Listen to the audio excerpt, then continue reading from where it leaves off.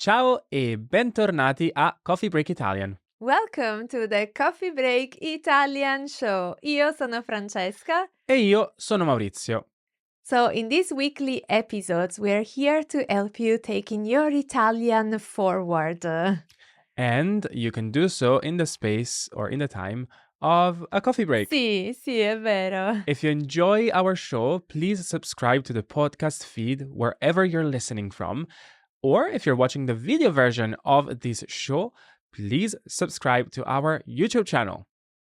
Allora, Maurizio, sì. di che cosa parliamo in questo episodio? Allora, oggi parliamo dell'imperativo. L'imperativo. Yeah. Molto utile. So we're going to talk about the imperative, which we use for many different things, Sì. and we're going to get into it right now. Ok, allora dai, cominciamo.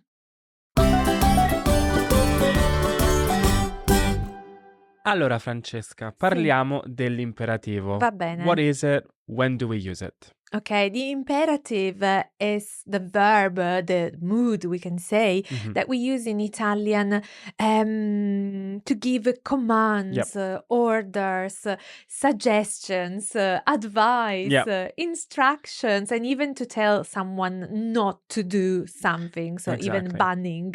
So it's a very practical tense because Sì. if we are, for example, to ask for directions and to receive them, we will receive them most probably in the imperative. Sì. Or if we read maybe a recipe, we might find the recipe being written using the imperative, right? Sì, so it's very useful. Very practical. Yes.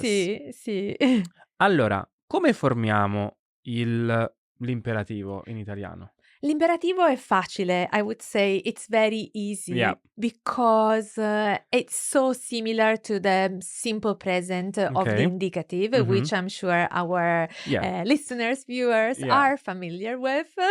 And we just have to make some small changes here and there, but not too many. Exactly. And it's important to remember that a key feature of the imperative is that there is no subject most of the time. Esatto. Yeah. Like in English, you would just say go, do, take. Exactly. Although at times you could find the subject after the verb, but we will leave it for later. It is true. We'll explain why we do that. Okay, so most of the time the imperative is used for not to talk about yourself, but to talk to other people. Sì. So we're going to see three main forms of the imperative, right? Yes, I would say we will focus on the tu form and then the voi when we give orders, commands to a group of people.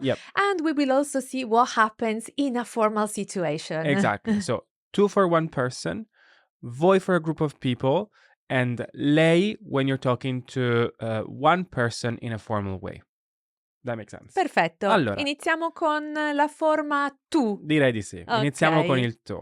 And as we were saying that the imperative is basically the same as the present indicative. Sì. But for are verbs in the tu form, we need to do a little switch. So the ending of the verb will be in the letter a. Esatto, or English A. Exactly. Sì. So for example, if we take the verb entrare, to get in, to give a command, you would say? We would say entra, so with the ending a, which you have just mentioned. Exactly. Entra. Exactly. Enter. Entra.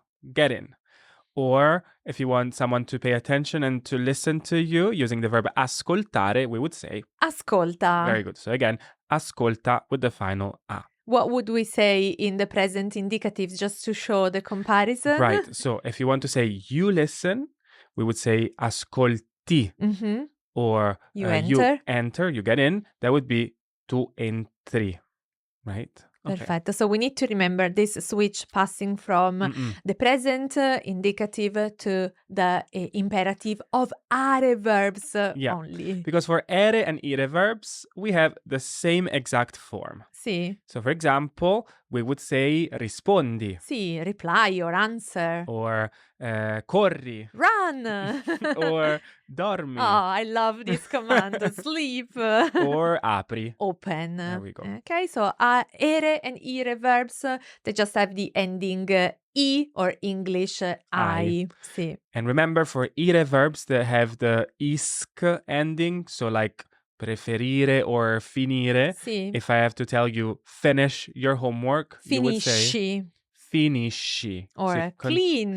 Pulisci. Perfetto. Again, so remember the isk particle of ire verbs. Sì, applies to the imperative in the to form. Yeah, so if you do it in the present tense, you'll do it also in the imperative. Molto bene. Okay, let's move to the voi form in this case. And the voi form is much easier, right, Francesca? It is, because it's basically identical to the simple present of the indicative. So if we take the same verbs we have just seen for the imperative in the to form, and we think of giving advice, suggestions, order to a group of people, and we tell a group of people, do come in, do enter. So that would be entrate. Entrate, or you talk to your students and you want them to listen to you. Yeah, so you're going to say ascoltate. Perfetto. Ascoltate. And moving to an ere verb, you want to tell your students again to answer, to reply. And you would say rispondete. Perfetto. Rispondete. Or your favorite command, we said dormi for tu, but for voi, we would say dormite. Dormite. Dormite. Very good. And so this is easy for the voi form because it's basically identical to what we already know with the present tense. Now let's talk about lei. Lei. Because lei can be confusing. Lei is the form we use to address someone formally in Italian. Sì, someone we've never met before, someone older in a professional setting, if you check in at a hotel. Exactly. Or as you were saying, if you are a tourist and you're looking for, I don't know, the Colosseum in Rome, you're asking for directions and they're going to give you directions using the lei in the imperative. And if you need to review this point of formal, informal, you can watch one of the episodes from our previous season of the show, where we talked about tu and lei, basically. So what do we do with the endings in this case? Which endings do we need? So if you know the subjunctive, il congiuntivo, which is always scary, you will know these endings. But basically we are swapping the endings that we would have between tu and lei in the present tense. Maybe it's a bit too complicated to understand in this way, but it's a swap. It's a switch between two endings that we already know. So basically, while in the to form, we have the endings a, I, okay, so parla, corri, dormi. For the lei form, we take these endings and we swap the order. Yeah. So we have I, a, right. Basically. Okay. So parli, corra, dorma. Perfect. If it helps. Yes. So for example, let's use entrare again. If we give a command to using the lei form, we would say Entri. Very good. Sì. Or ascoltare, that would be ascolti. Sì. Very good. So this is basically the same as tu ascolti. But in this case, with the imperative, we're giving a command formally to someone. Ascolti, without no subject there. Sì. And I think at this point it's really useful to think about the verb scusare. Right. Scusare. Yes. Because in Italian, when we say sorry or excuse me, it's actually some sort of command or exhorting the other person to excuse you. Yourself. Yeah. And we're actually using an imperative without really knowing we're doing that. Exactly. So the tu form of that would be scusa. But the lei form of that, which you might hear if you're a tourist, if you're around in Italy, that would be scusi. Sì. So maybe this can help you remind yourself when to use one ending rather than the other. And this is for are verbs. For ere and ire verbs, we're going to use a different ending. So for example, rispondere for in the lei imperative would be risponda. Exactly. Or correre. Corra. Dormire. Dorma. There we go. So in this case, also remember that we have the isk particle. Esatto. So we were saying pulire before. That would be pulisca. Or finire, again, that would be finisca. There we go. Okay. So it's important to remember this isk particle here as well. So you need the isk for the tu and the lei form, not for the plural forms.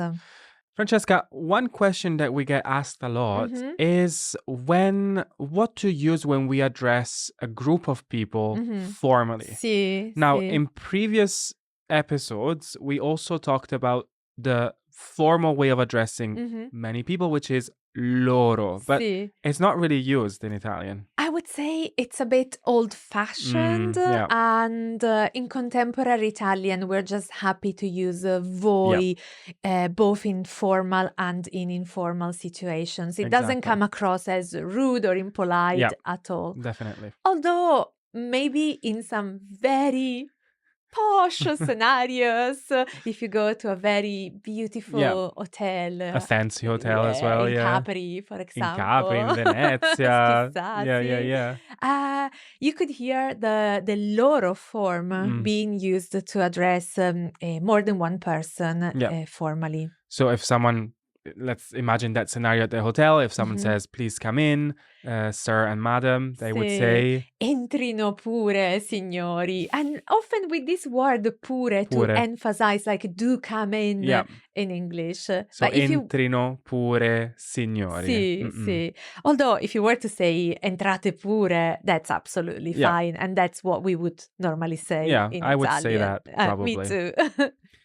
Okay. Now, we should talk shortly about the irregularities of the imperative. Buona because with every verb, we always have an irregular form. So let's talk about the most common ones. For example, I would focus on the tu, voi, and then lei form, if you think.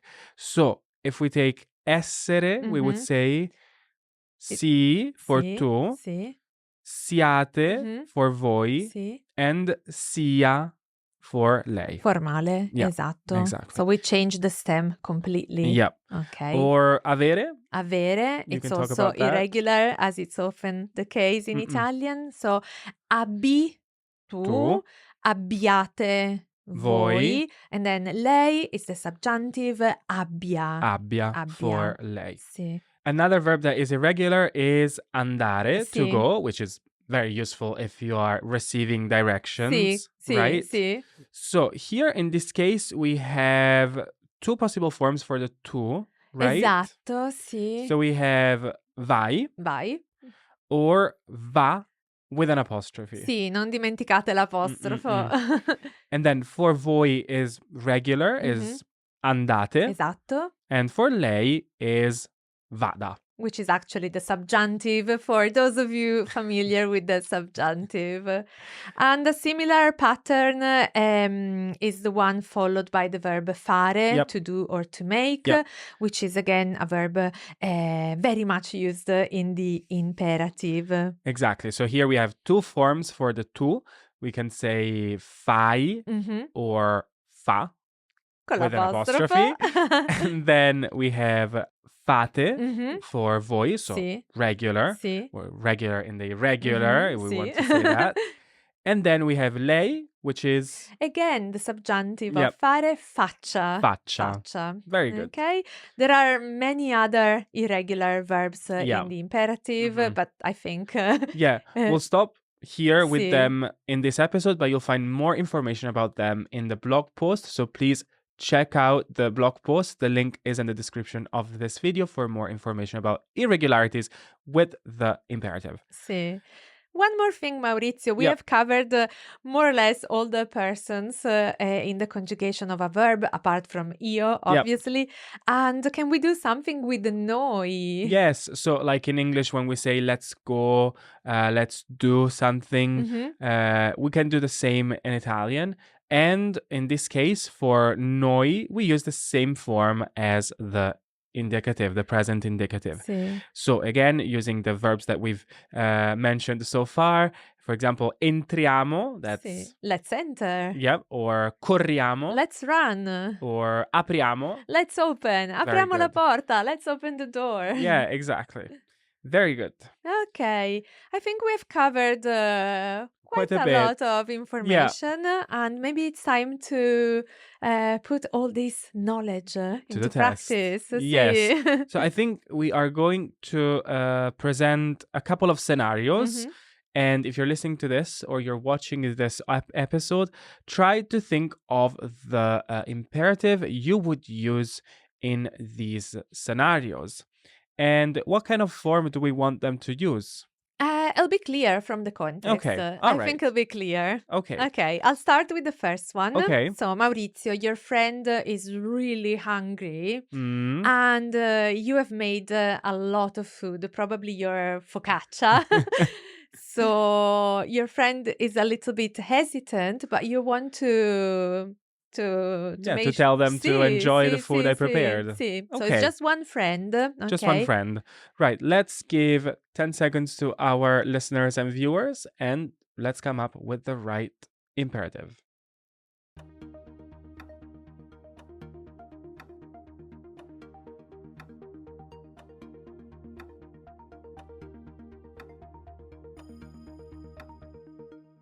Okay, so we're talking about food. Mm-hmm. So we want to use the verb mangiare, to eat. So I'm talking about one friend, you said? One. So we're going to say mangia. Ad esempio, mangia la focaccia. Mangia la mia focaccia. Sì, ve la consiglio. Very famous. And it's very common when we want to encourage someone in Italian to repeat the imperative, like mangia. Yeah, that's true. That's true. That's really, really true. Right, let's do one other scenario. I'll give you one this time, and it's going to be with Signora Bianchi, Mrs. Bianchi. Okay. So Signora Bianchi is hesitant to come into your office. Okay. Because you arrange an appointment for something or a meeting. So you want to tell her to come in the office. Okay. All right. Okay. So 10 seconds. Starting. Dai, andiamo. Now.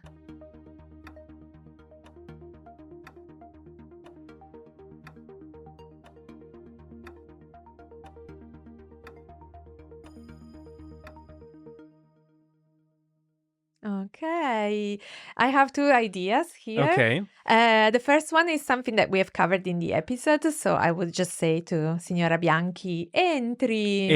Using entrare. Using also the pure that we mentioned before. Entri pure. Like entri pure. To come in. And also I was thinking an irregular verb which has not been covered today, but probably venga. From venire. From the verb venire. So this is also an irregular imperative. And we can also say venga pure. Venga pure, of course. Sì. Ok, l'ultima frase. So your children are not paying much attention to you, but obviously you want them to listen to you. So what could we say in this so we're talking to children, so more than one person. To a group of children, okay. All right, let's think about that. 10 seconds from now.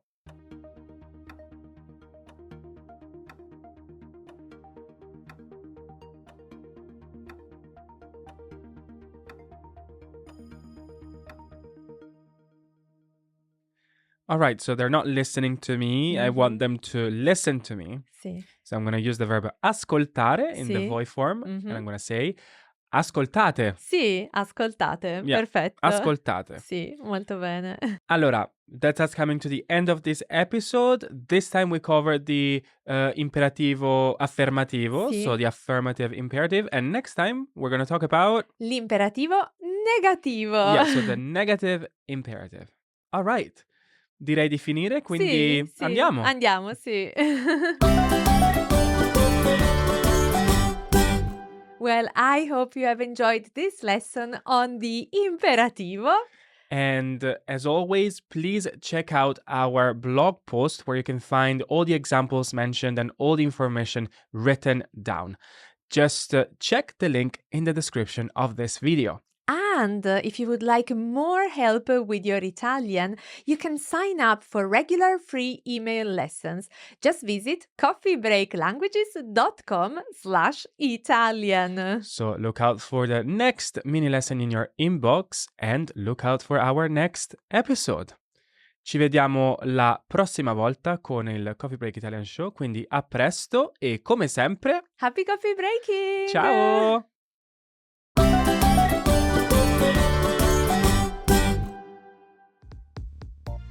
You have been listening to a Coffee Break Languages production for the Radiolingua Network. Copyright 2024 Radiolingua Limited. Recording copyright 2024 Radiolingua Limited. All rights reserved.